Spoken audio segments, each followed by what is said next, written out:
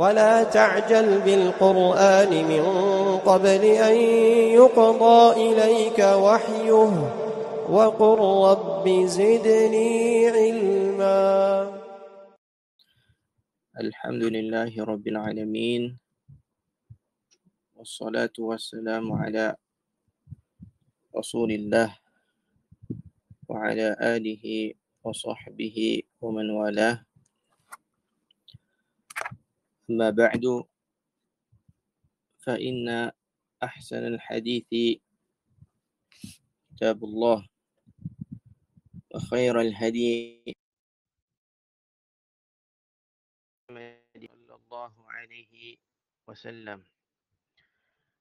We begin by praising Allah subhanahu wa ta'ala, Most High, as how He Jalla wa ala deserve it. And then we send our salat and our salam upon the best of mankind, our Nabi, our Prophet Muhammad, and upon his families and his companions and those that are upon their way. As for today, the 15th of Ramadan in the year 1444 after the hijrah of our beloved Prophet sallallahu alaihi wasallam, we will try to talk about some of the virtues of the great worship, that is the action of making al-wudu, making the al-wudu, that is the ablution, insha'Allah ta'ala.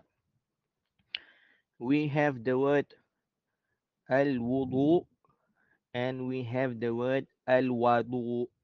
Al-wudu with the dhammah on top of the waw, and we have al-wadu with the fathah on top of the waw. Al-wudu with the dhammah is the action of making the wudu.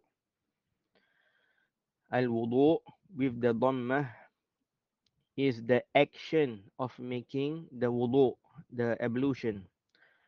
Whereas al-wadu with the fathah is the water being used to make the wudu. Al-wudu with the fathah is the water being used to make the wudu. Before anything else, what is the definition of al-wudu? Linguistically, the word al-wudu comes from the word al-wada'atu. Al-wada'atu, that means al-husnu. Al-husnu, good. And an-nadhafatu. An-nadhafatu, cleanliness. And also al-bahjatu. Al-bahjatu, that is beauty or pleasantness. Therefore, the action of making the al-wudu is named as so because the action of the al-wudu cleans, beautify, and make good of the person who performs it. As for the legislated definition, al-wudu is at-ta'abbudu lillah باستعمال الماء على الأعضاء المخصوصة على صفة مخصوصة. التعبد لله باستعمال الماء على الأعضاء المخصوصة على صفة مخصوصة.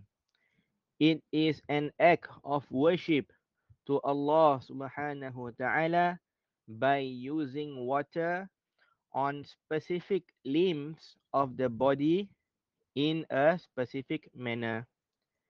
It is an act of worship to Allah subhanahu wa ta'ala by using water on specific limbs of the body in a specific manner. And as always, we will go through and further explain the the legislated definition. Firstly, it is at-ta'abbudu lillah. It is an act of worship to Allah subhanahu wa ta'ala. Wudu is a worship to Allah subhanahu wa ta'ala. It has been legislated by Allah subhanahu wa ta'ala as an action that will make a person closer to him. And since wudu is a worship, a person he must intend it as an act of worship to Allah subhanahu wa ta'ala. If a person does not intend it as a worship to Allah subhanahu wa ta'ala, then it will just be like a normal wash of the limbs of the body.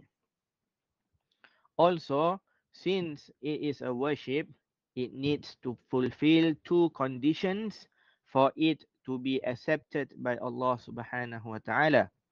First is sincerity to Allah subhanahu wa ta'ala. A person he does this great worship sincerely, solely for the face of Allah subhanahu wa ta'ala and his rewards. Not because others are seeing him, nor because his friends and families are doing it, so he does it as well, and so. Second, it is that it must be made in accordance to the teachings of Rasulullah sallallahu alaihi wasallam. Nothing should be added or removed or changed in the actions of making the wudu. The parts and the limbs of the bodies that are supposed to be washed or wiped over has been explained by Allah and His Messenger sallallahu alaihi wasallam. It should be done exactly as how Rasulullah sallallahu alaihi wasallam had did it. And we Muslims, barakallahu fikum, should suffice ourselves by what the Prophet sallallahu alaihi wasallam had done. At-ta'abbudu lillah bisti'malil ma, by using water, a worship to Allah subhanahu wa ta'ala by using water. Wudu is specifically done by using water and nothing else. As for what type of water must it be from and such, then this is not the proper place for us to talk about it in detail. What is important to know as of now in this benefit sharing is that wudu is only done by using water. باستعمال الماء على الأعضاء المخصوصة, by using water on specific limbs of the body. Naam, wudu can only be called wudu if the water is used on the specific limbs of the body that have been mentioned in the legislated text. If a person he says that he wants to wash only the parts that he wants, the parts that he likes, he wants to wash his shoulders instead of his hands, or his thighs instead of his feet, or he wants to leave off he wants to leave off washing certain body parts or body limbs that have been legislated, then we say this is wrong, this is not correct, and this is not a legislated wudu. على صفة مخصوصة, in a specific manner. If you were to realize, we did not say an act of worship to Allah subhanahu wa ta'ala by washing specific limbs of the body. Instead, we say an act of worship to Allah subhanahu wa ta'ala by using water on specific limbs of the body. Why? Because if we were to mention washing, then it will mean that all the specific limbs will be washed, are supposed to be washed. And this is not true. Some of the specific limbs will be washed, and some of them will be wiped. For example, the head and the ears, they will be wiped over and not washed. They will be wiped over. As well as the feet, if one is wearing socks or like it. So these parts, barakallahu fikum, are not washed. They are wiped over. That's why we say using water instead of saying by using water to wash. Instead of saying by washing specific limbs of the body, we say using water on specific limbs of the body. That is the reason. In a specific manner also will mean in the way that it must be washed or wiped over. Each specific limbs has its own criteria and limit on how it should be washed or wiped over. For each specific limbs, water must reach certain extent of that limb, and if it does not, it is not a correct acceptable wudu. And sometimes a person will also be sinning if he does not take care of making his wudu properly. Naam.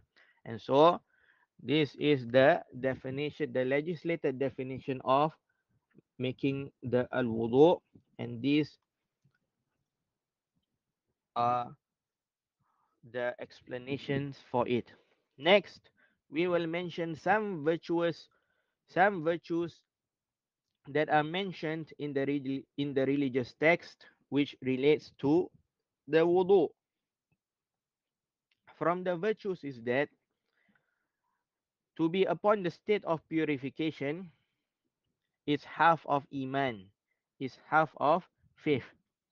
Al-Imam Muslim rahimahullah ta'ala collected in his Sahih to the great companion Abu Malik al-Ash'ari radiyallahu anhu that Rasulullah sallallahu alaihi wasallam he said, "At-tuhuru syatrul iman."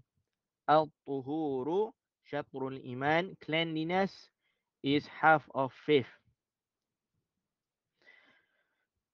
Also from its virtues is that it will be a reason for sins to be forgiven by Allah subhanahu wa ta'ala.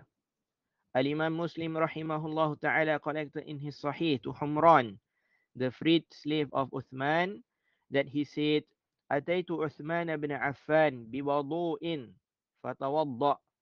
I brought for Uthman ibn Affan, the fourth Khalifa of Islam, the ablution water, and he performed ablution from it. ثم قال إن الناس يتحدثون عن رسول الله صلى الله عليه وسلم أحاديث لا أدري ما هي. Verily the people narrate from the messenger of Allah subhanahu wa ta'ala a hadith, and I do not know what these hadith are.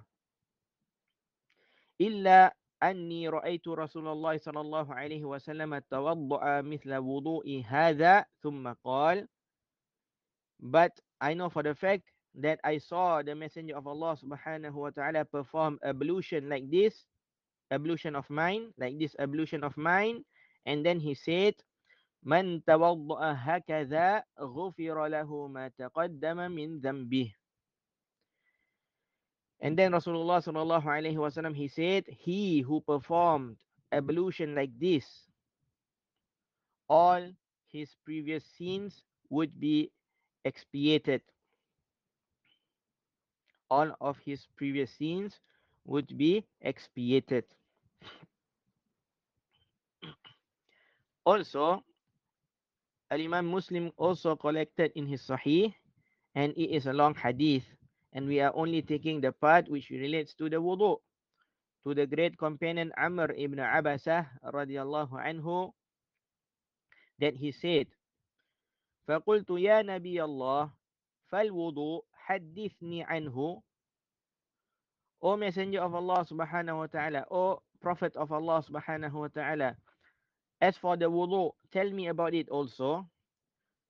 قال, and Rasulullah sallallahu alaihi wasallam, he said, ما منكم رجل يقرب وضوءه فيتمضمض ويستنشق فينتثر إلا خرت خطايا وجهه وفيه وخياشيمه نعم ثم إذا غسل وجهه كما أمره الله إلا خرت خطايا وجهه من أطراف لحيته مع الماء.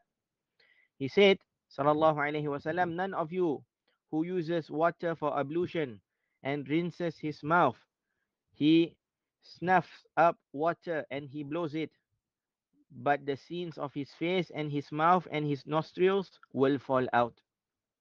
And when he washes his face, as Allah subhanahu wa ta'ala had commanded him, the sins of his face falls out from the end or with the end of his beard, with the flow of the water. ثم يغسل يديه إلى المرفقين إلا خرت خطايا يديه من أنامله مع الماء. Then he washes his forearms up to the elbows, his hands up till his elbows, except that the sins of his arms fall out along with the water from his fingertips. ثم يمسح رأسه إلا خرت خطايا رأسه من أطراف شعره مع الماء. And when he wipes over his head, the scenes of his head falls out from the point of his hair along with the water. ثم يغسل قدميه إلى الكعبين إلا خرت خطايا رجليه من أنامله مع الماء. And when he washes his feet up to the ankles, the sins of his feet fall out from his toes along with the water. Naam. Look at this great virtue of making the wudu. Sometimes we forget all about the great benefits in making the wudu due to the constant repetition of making this worship. But the successful ones, but the successful ones are those who thinks and ponders about all of these great benefits and virtues while making his wudu. Also, from the virtues of wudu is that it is a sign of iman for a person. It is a sign of iman for a person. Ibn Majah collected in his Sunan, and Shaykh Al-Albani rahimahullah ta'ala graded this hadith as authentic to the great companion Abdullah ibn Amr ibn As that Rasulullah sallallahu alaihi wasallam said, "Istaqimu walan tuhsu wa'lamu anna min afdali a'malikum as-salah wa la yuhafidhu 'ala al-wudu'i illa mu'minun." Be steadfast even though you will not be able to do all of the acts of virtue, and know that among the best of your deeds is the prayer, and that no one maintains his ablution except for a mu'min. And no one maintains his ablution, takes care of his ablution, except for a mu'min, except for a believer. And from the virtues of wudu also, it will be a reason for the beautification of a person in the hereafter. It will be a reason for the beautification of a person in the hereafter. Both Al-Imam Al-Bukhari and Al-Imam Muslim collected in their Sahih, and this is the narration of Al-Bukhari to the great companion Abu Hurairah radiallahu anhu, that he said that he heard Rasulullah sallallahu alaihi wasallam saying, "Inna ummati yud'auna yawmal qiyamati ghurran muhajjalina min atharil wudu. Faman istata'a minkum an yutila ghurratahu falyaf'al." On the day of resurrection, my followers will be called in a state of Ghurran muhajjalin. Ghurran al-muhajjalin. Ghurran, the meaning of ghur is the whiteness on the head of a horse. The whiteness on the head of a horse. On a horse, barakallahu fikum, there will always be a white patch on it, and it is a beauty for the horse. For the horse lovers, barakallahu fikum, they know of this white patch on the head of the horse, and is a beauty, a sign of beauty for the horse. Muhajjalin, as for the muhajjal, muhajjal is also the white patch on the feet of the horse. At the bottom of the feet, there will be a white, it will be white colored, and this is also from the signs of beauty of a horse. So Rasulullah sallallahu alaihi wasallam, he said, my on the day of resurrection, my followers will be called in the state of ghurran muhajjalin, yani uh, like in the state of beauty as of a horse, with the whiteness on the forehead and the whiteness that covers their feet. Why? From the trace of ablution. From the trace of ablution. And whoever can increase the area of his radiance, then he should do so, meaning with the ablution performed regularly. And Al-Imam Muslim collected in his Sahih to the great companion Abu Hurairah radiallahu anhu that he said, my Khalil sallallahu alayhi wasallam said, تبلغ الحلية من المؤمن حيث يبلغ الوضوء. The adornment of a believer would reach the places where ablution reaches. Naam. After performing the wudu, is there anything that is legislated for a Muslim to do or to say? There is a legislated dua that is narrated in the Sunnah for a person to say after a person makes his wudu. Al-Imam Muslim collected in his Sahih to the great companion Uqbah ibn Amirin radiyallahu anhu that he said, كانت علينا رعاية الإبل فجاءت نوبتي فروحتها بعشي فأدركت رسول الله صلى الله عليه وسلم قائما يحدث الناس فأدركت من قوله ما من مسلم يتوضأ فيحسن الوضوءه ثم يقوم فيصلي ركعتين مقبل عليهما بقلبه ووجهه إلا وجبت له الجنة. We were entrusted with the task of tending the camels. On my turn, when I came back in the evening after grazing them in the pastures, I found the Messenger of Allah subhanahu wa ta'ala standing and addressing the people. I heard these words of his. If any Muslim performs ablution well, then stands and pray 2 raka'ah, settling about them with his heart and as well as his face, paradise would be guaranteed to him. قال فقلت ما أجود هذه. And I said to myself, what a fine thing is this. فإذا قائل بين يدي يقول التي قبلها أجود. Then someone in front of me said, what was mentioned before this was even better. فنظرت فإذا عمر. When I cast a glance, I saw that it was Umar that said those words to me. قال إني قد رأيتك جئت آنفا. Umar radiallahu anhu said to him, verily I saw that you had just came. قال, Umar said that Rasulullah sallallahu alaihi wasallam said before that, ما منكم من أحد يتوضأ فيبلغ الوضوء أو فيسبغ الوضوء ثم يقول أشهد أن لا إله إلا الله وأن محمدا عبد الله ورسوله إلا فتحت له أبواب الجنة الثمانية يدخل من أيها شاء.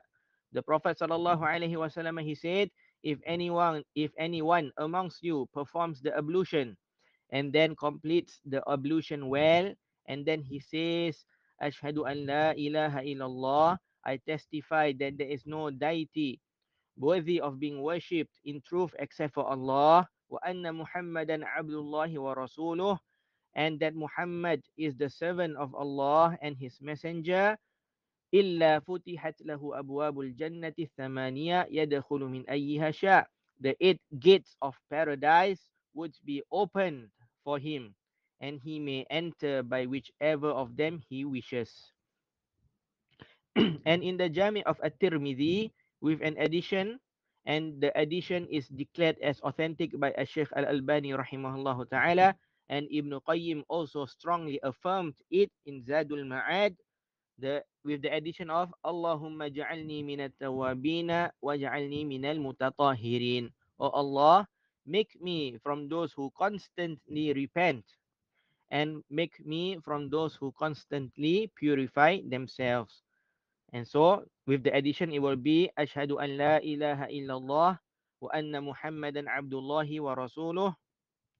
Allahumma ja'alni minat tawabina wa ja'alni minal mutatahhirin. Some of the ulama commented on his dua by saying that just as a person he purifies his outer self with the wudu, just as a person he purifies himself, his outer self with the wudu by washing his body limbs, it befits him also, it befits him also to purify his beliefs, his intention, and his soul with this supplication. Naam, by making this dua, meaning he purifies also his belief and his intention and his soul with this dua. Ashhadu an la ilaha illallah wa ashhadu anna Muhammadan abduhu wa rasuluh. Allahumma ja'alni minat tawabina wa ja'alni minal mutatahhirin. By this dua, a person he purifies his beliefs and his intention and his soul, just as how he purifies himself, his body parts, his outer self, by washing the specific limbs of the body. So that when a person he stands in front of Allah subhanahu wa ta'ala after making the wudu, this person he is clean in all manners, outer and inner self. Naam, this is what it has been made easy for me to convey for today with what pertains to the wudu. May it help and benefit everyone that listens in pondering more when he or she is making this great worship that contains many virtues, that is the worship of making the wudu. Naam. Wa sallallahu ala nabiyyina Muhammadin wa ala alihi wa sahbihi wa sallam. Subhanakallahumma wa bihamdika la ilaha illa anta astaghfiruka wa atubu ilaik. Wassalamualaikum warahmatullahi wabarakatuh.